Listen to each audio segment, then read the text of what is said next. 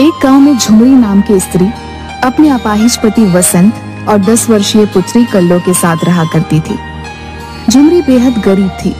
वो और उसका पति निर्मला के ढाबे पर खाना बनाने का काम करते थे।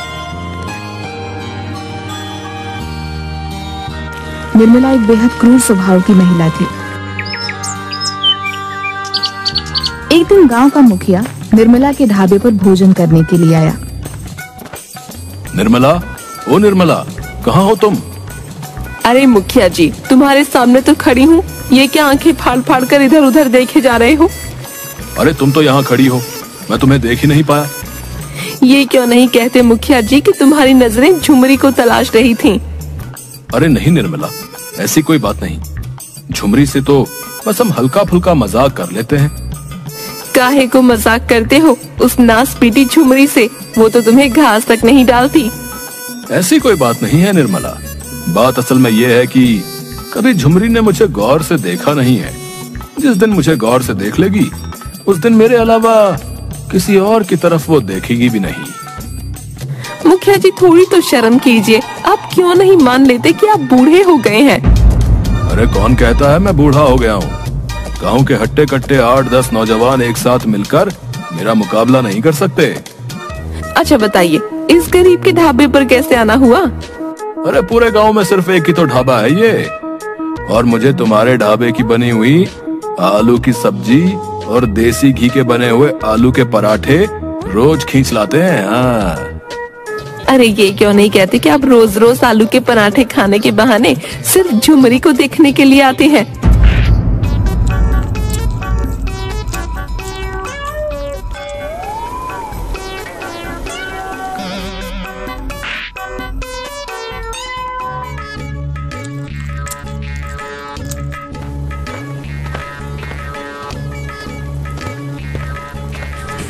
निर्मला जी, ये मुखिया ढाबे पर भोजन करने नहीं, सिर्फ मेरी पत्नी को गंदी नजरों से देखने के लिए आता है। आप मुखिया को ढाबे पर आने के लिए मना क्यों नहीं कर देती? तेरा दिमाग तो ठीक है बसंत। मैं अपने ग्राहकों को भला आने से क्यों मना करूंगी? मुखिया मेरा ग्राहक है। मुखिया से मुझे महीने की अच्छी आमदनी होती है। लेकिन आप उससे इतना तो बोल ही सकती है ना कि वो मेरी पत्नी को उल्टी सीधी नजरों से देखना बंद करे। अरे तुझे अपनी पत्नी की अगर इतनी ही चिंता रहती है तो फिर उसको घर पर रख और घर के अंदर बंद करके रख। क्यों काम करवाता है उससे? मजबूरी है निर्मला जी, आप तो जानती ही हैं मैं अपाहिज हूँ और मेरी एक 10 वर्षीय बेटी भी है। ये बात तुझे समझ में क्यों नहीं आती लंगड़े कि तू लंगड़ा है, अपाहिज है? अरे तू 2 वक्त की रोटी भी अपनी पत्नी और बेटी को नहीं खिला सकता, लेकिन अकड़ तुझ में अंबानी से भी ज्यादा है। लेकिन निर्मला जी, इससे ज्यादा मैं तेरी बकबक बर्दाश्त नहीं कर सकती वसंत। अगर तू यहाँ 2 सेकंड और रुका तो तुझे और तेरी पत्नी झुमरी को धक्के देकर ढाबे से बाहर निकाल दूंगी।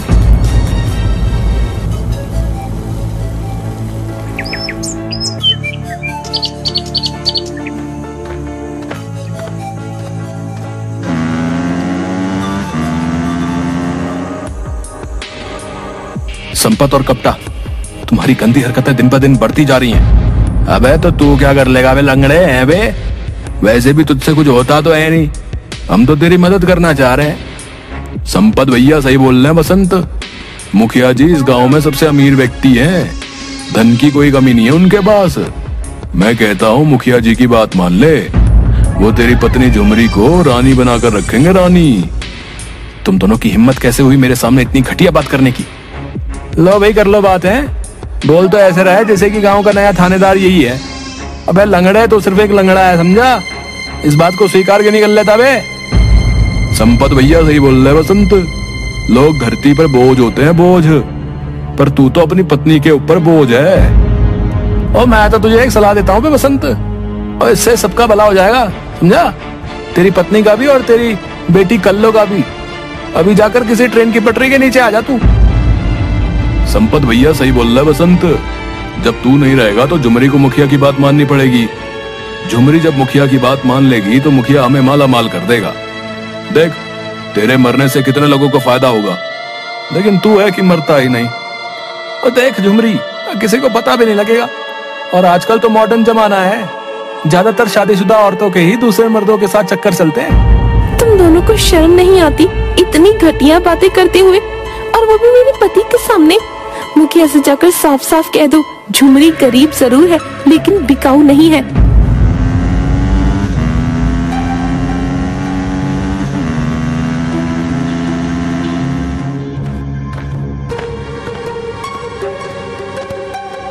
क्या हुआ संपत और कपटा, झुमरी मानी कि नहीं मानी?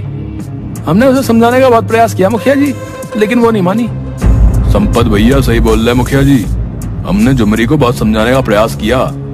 मेरे ख्याल से जब तक उसका पति बसंत जिंदा है, मुझे नहीं लगता कि आपका काम हो पाएगा। इस लंगड़े को भी पता नहीं मुझसे क्या दुश्मनी है। अरे मैं उसकी पत्नी से सिर्फ 2-4 प्यार की बातें ही तो करना चाहता हूँ, और उसके बदले उसे ढेर सारे रुपए भी देने को तैयार हूँ, लेकिन उसका लंगड़ा पति मेरी बात मानता ही नहीं। अरे आप तो बहुत धनवान हो मुखिया जी, अगर आप कहो तो मैं बसंत को रास्ते से हटवा देता हूँ। संपत भैया सही बोल रहे हैं, वैसे भी लंगड़ा किसी काम का तो है नहीं। चलती हुई बस के सामने फेंक देंगे, बोल देंगे लंगड़ा रोड पार कर रहा था और बस की टक्कर से उसकी मौत हो गई। तुम दोनों का दिमाग तो ठीक है, तुम दोनों इस उम्र में मुझे हथकड़ियां पहनवाना चाहते हो। अरे तो फिर आप ही बताओ हम क्या करें। अब तो सिर्फ एक ही उपाय है, मुझे पूरी उम्मीद है कि वो उपाय जरूर काम करेगा। चलो मेरे साथ।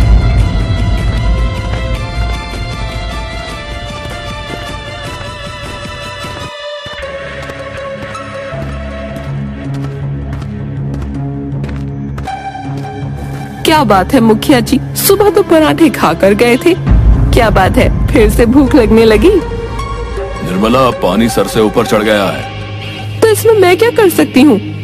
कल तुम झुमरी और उसके पति को काम से निकाल दो, और मैं गांव में सबको बोल दूंगा कि झुमरी और उसके पति बसंत को काम ना दिया जाए। अरे मुखिया जी, सिर्फ आप झुमरी की बात करिए, वो बसंत तो लंगड़ा है, उसे कौन काम देगा? संपत भैया सही बोल रहे हैं। मुखिया जी, मेरा तो नुकसान हो जाएगा, क्योंकि झुमरी मेरे ढाबे पर खाना बनाती है। उसके हाथों का बनाया हुआ भोजन ग्राहकों को बहुत पसंद है। तुम उसकी चिंता मत करो, मैं तुम्हारे लिए शहर से किसी 5 स्टार होटल में भोजन बनाने वाले व्यक्ति को लगवा दूंगा, और उसके पैसे भी मैं दूंगा। तुम्हारा ढाबा और ज्यादा चलने लगेगा। तो फिर समझिए आपका काम हो गया।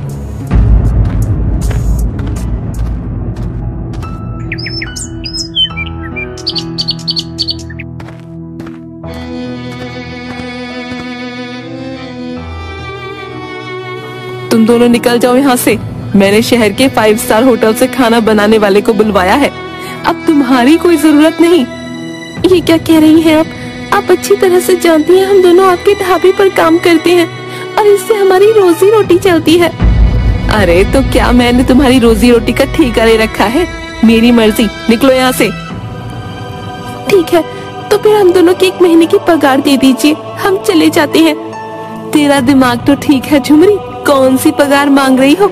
दिन भर तो तू कोई काम धंधा करती नहीं थी, मुंह उठाए बस नैन मटक्का करती रहती थी। और तेरा लंगड़ा पति, वो तो सिवाय कुर्सी तोड़ने के अलावा दूसरा काम नहीं करता। ये कैसी बातें कर रही हैं आप? आपको मेरे चरित्र पर लांछन लगाते हुए शर्म नहीं आती? बड़ी सती सावित्री बनती फिरती है, मेरा मुंह मत खुलवा। अगर बोलना शुरू करूंगी तो तेरे कानों से धुआं निकलने लगेगा। निर्मला ने बसंत और झुमरी को धक्के देकर बाहर निकाल दिया। वो दोनों बेचारे रोते हुए घर पर गए तो उन दोनों को अपने घर के बाहर उनकी बेटी कल्लो रोती हुई मिली। क्या हुआ बेटी कल्लो, तुम रो क्यों रही हो और बाहर क्या कर रही हो? मकान मालिक ने मुझे मार मार कर घर से निकाल दिया और सामान भी फेंक दिया। लेकिन क्यों?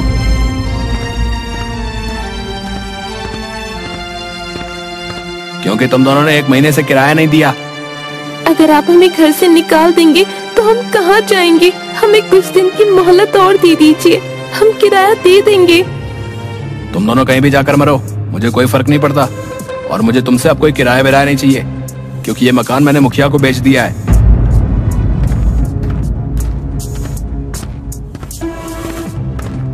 अभी भी वक्त है झुमरी, मेरी बात को मान ले।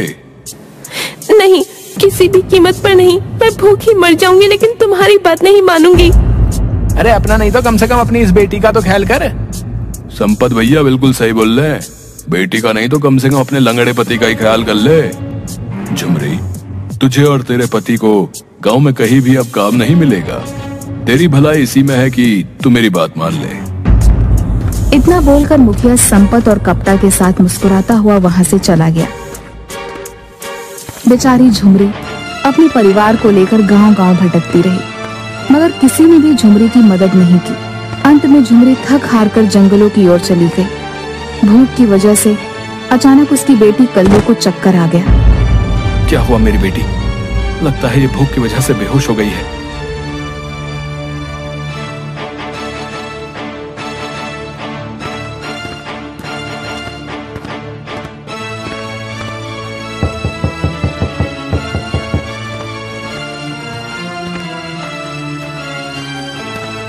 क्या बात है, इस जंगल में तुम अकेली क्या कर रही हो?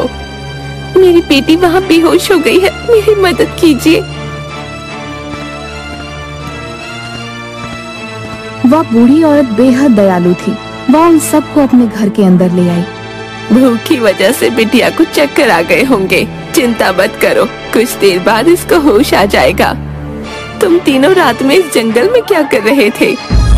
झुमरी ने रोते हुए सारी घटना उस बूढ़ी औरत को बताई। किसी जवान स्त्री का पति अगर अपाहिज हो तो ये दुनिया उसे चैन से नहीं रहने देती। तुम चिंता मत करो, तुम तीनों आज से मेरे ही साथ रहो, मेरी कोई संतान नहीं है। लेकिन आप जंगल में अकेली क्यों रहती हैं? गांव में क्यों नहीं रहती? क्या आपका परिवार नहीं है? ऐसी बात नहीं है, मेरा पूरा परिवार है, लेकिन वो सब अमेरिका में जाकर शिफ्ट हो गए हैं और मुझे अकेला छोड़ गए। उनके जाने के बाद मुझे ये दुनिया वीरान लगने लगी, इसलिए मैंने जंगलों में ही अपना घर बना लिया। अब तुम सब सो जाओ, सुबह बात करेंगे।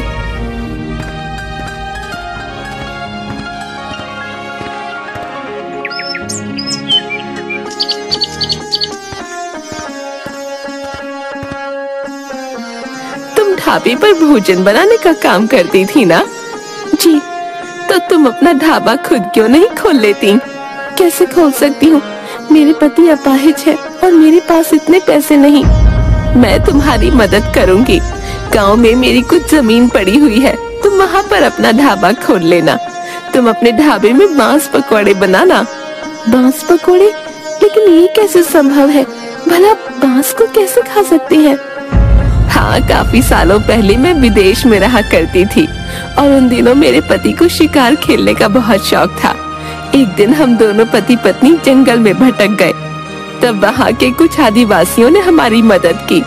उन्होंने ही हमें बांस पकोड़ा बनाने की रेसिपी सिखाई। यकीन मानो, अगर तुम उस रेसिपी से बांस पकोड़ा बनाकर अपने ढाबे में बेचोगी तो तुम देखना, देखते ही देखते तुम्हारा ढाबा हर जगह मशहूर हो जाएगा। उस बूढ़ी औरत ने झुमरी को गांव में एक जमीन दे दी। झुमरी बसंत और उसकी बेटी कल्लो मेहनत से एक ढाबा बनाकर तैयार कर दिए। झुमरी, अब मैं तुम्हें बताऊंगी कि तुम्हें बांस पकौड़े कैसे बनाने हैं। गांव के छोटी पहाड़ी के पास जो जंगल है, जहाँ पर हमेशा कोहरा छाया रहता है, तुम वहाँ से बांस उठाकर ले आओ। वो बांस खाने के होते हैं। झुमरी ने ऐसा ही किया। अपनी बेटी कल्लो और बसंत के साथ वह ढेर सारे बांस वहाँ से उठा लाई। उस बूढ़ी औरत ने झुमरी को रेसिपी बताना शुरू किया। कुछ ही देर में बांस पकौड़े बनकर तैयार हो गए। तभी झुमरी के ढाबे के पास एक कार आकर रुक गई। उस कार में से एक शहरी व्यक्ति निकलकर झुमरी से बोला, अरे तुम्हारे पास पानी की बोतल है क्या? जी भैया, मिल जाएगी। ये कौन सी डिश है? इसमें तो बहुत अच्छी खुशबू आ रही है। भैया जी, बांस पकौड़े हैं। बांस पकौड़े? भला ये कौन सी डिश है? भैया, बहुत अच्छी है, एक बार खाओगे तो खाते रह जाओगे। एक प्लेट लगाओ। झुमरी ने एक प्लेट उस व्यक्ति को लगा दी। उस व्यक्ति को बांस पकौड़े इतने पसंद आए कि उसने ढेर सारे पैक भी करवा लिए। यहाँ तक कि उसने सोशल मीडिया पर भी झुमरी का फोटो बांस पकौड़े की प्लेट के साथ अपलोड कर दिया। कुछ ही दिनों में झुमरी के ढाबे पर शहर के लोगों की भीड़ लगने लगी। झुमरी का फोटो रोज रोज न्यूज़पेपर में छपने लगा। मुखिया क्रोधित होकर निर्मला के ढाबे पर संपत और कप्ता के साथ बैठा हुआ था। मैंने झुमरी को ये सोचकर इस ढाबे से निकलवाया था कि वो मजबूर होकर मेरे पास आ जाएगी, मगर उसके तो यहाँ से जाते वो तो कहाँ से कहाँ पहुँच गई। तुम्हारी बातों में आकर मैंने अपना नुकसान भी कर दिया मुखिया। सारे लोग पागल हो गए हैं। जिसे देखो वो झुमरी के बांस पकौड़े की तारीफ करता रहता है। अब झुमरी की तरफ देखना भी मत मुखिया जी। झुमरी अब झुमरी नहीं रही, जो एक असहाय औरत हुआ करती थी। आज की तारीख में उसके पास 6 लग्जरी कारें हैं। जंगल में एक वीआईपी बंगला बनाकर वो उसमें बेहद टाइट सिक्योरिटी के साथ रहती है। संपत भैया बिल्कुल सही बोल रहे मुखिया जी। कहीं गलती से अगर तुमने कुछ उल्टी सीधी हरकत कर दी तो लेने के देने पड़ जाएंगे। तुम दोनों अपनी बकवास बंद करो। लगता है झुमरी के अमीर बनते ही तुम दोनों ने तो अपना पाला ही बदल लिया। झुमरी अगर मेरी नहीं हो सकती तो किसी की नहीं हो सकती। मैं आज रात ही झुमरी और उसके परिवार को मार दूंगा। ऐसी गलती मत करना मुखिया जी। अब उसके ढाबे पर कमिश्नर वगैरह भी आते रहते हैं। संपत भैया बिल्कुल सही कह रहे मुखिया जी। पुलिस डंडों से मार मार कर तुम्हारी हालत खराब कर देंगी। अब तुम्हारी औकात झुमरी के सामने 2 कौड़ी की भी नहीं रही। अगर तुमने कुछ भी उल्टा सीधा किया तो झुमरी तुम्हें कुत्ता बना देगी, कुत्ता, और हमेशा तुम्हारे गले में कुत्ते का पट्टा डालकर अपने ढाबे के पास बांध देगी। इसकी नौबत नहीं आएगी संपत और कपटा। ये क्या है? जहर। आज रात में किसी भी तरह से उसे उसके परिवार सहित जहर देकर मार दूंगा। मुखिया ने इतना कहा ही था कि तभी ढाबे से 3-4 लोग उठकर खड़े हो गए। उनके हाथ में पिस्तौल थी। यह देखकर मुखिया संपत और कपटा बेहद घबरा गए। उनमें से एक व्यक्ति मुखिया की ओर देखकर बोला, मैं जिले का एसएसपी अभिमन्यु हूँ। कुछ दिन पहले झुमरी ने मुख्यमंत्री को तुम्हारे खिलाफ शिकायत भेजी थी। हम तब से तुम्हारी निगरानी कर रहे थे और आज हमने तुम्हारी सारी बातें सुन ली। तुम तीनों की जगह बाहर नहीं बल्कि जेल में है। ले जाइए इन्हें। आप नहीं जानते ये मुखिया झुमरी पर बुरी नजर रखता था। तुम तो औरत के नाम पर कलंक हो निर्मला। तुम्हारी सजा भी जेल ही है। तुम भी इन तीनों के साथ जेल में चक्की पीसोगी। अगर मैं इस टाइम यहाँ पर मौजूद नहीं होता तो आज ये मुखिया अपने मकसद में कामयाब हो जाता। तुम मुझे गिरफ्तार नहीं कर सकते एसएसपी। अभी तक मैंने कोई जुर्म नहीं किया है। मैं तुम्हारी पल पल की खबर रख रहा था मुखिया। तुम्हारे मुंह से निकले हुए शब्द तुम्हारे चेहरे समेत कैमरे में रिकॉर्ड हो गए हैं, जो सबूत के तौर पर अदालत में पेश करने के लिए काफी है। एसएसपी ने मुखिया, संपत, कपटा और निर्मला को गिरफ्तार करके